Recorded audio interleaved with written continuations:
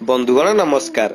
भगवान शिवं अवतार एवं भगवान श्री राम सेवक श्री बजरंगबाली हनुमान को संकट मोचन बोली मध्य कुहा जाइथाए।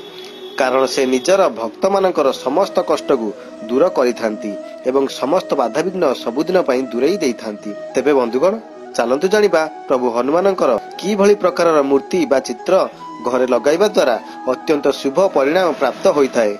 तेबे जानिबा पूर्व गोटे कथा, जदि ए पर्यंत आम चैनल को सब्सक्राइब करनाहांती प्रथमे सब्सक्राइब करंतु एवं घंटी दबांतु। बंधुगण विद्यार्थी मानकर रहिबा घरे बा पाठ पढ़िबा घरे बजरंगबाली हनुमानकर ध्यान मुद्रा रे रहिथिबा चित्र को लगांतु। यह द्वारा विद्यार्थी मानकर आत्मबल एवं एकाग्रता बढ़ी थाए।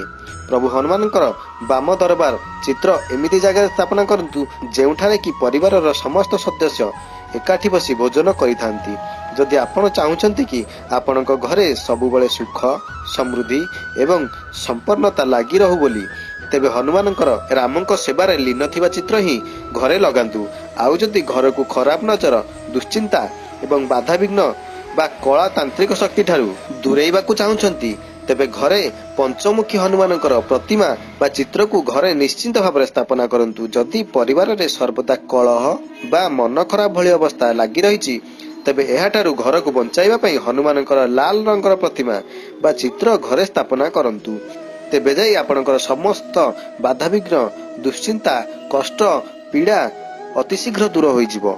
तेबे बंधुगण जदि आपण माने मध्य प्रभु हनुमान को भल पाउछंती एवं हृदय भक्ति करूछंती, तेबे कमेंट रे जय बजरंगबली बोली लिखंतु। आउ जदि वीडियोटी भल लागिछि तो ताले लाइक करंतु, सांग मानक सहित व्हाट्सएप फेसबुक रे शेयर करी समस्त को जणाई दियंतु।